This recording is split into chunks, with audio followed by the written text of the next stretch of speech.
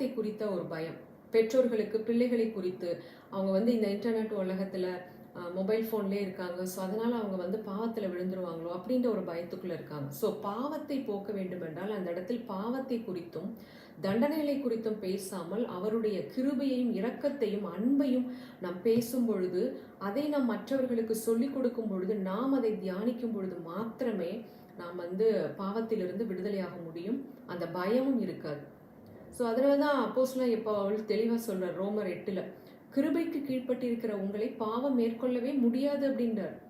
So ஒரு மனிதன் கிருபையில் ஸ்திரப்படும் பொழுது, கிறிஸ்து நமக்காக சிலுவையில் பலியான அந்த அன்பை, இரக்கத்தை, கிருபையை நாம் அறிந்து கொள்ளும் பொழுது அந்த மனதானது பாவத்திற்கு உடன்படாது, பாவம் செய்ய முடியாது.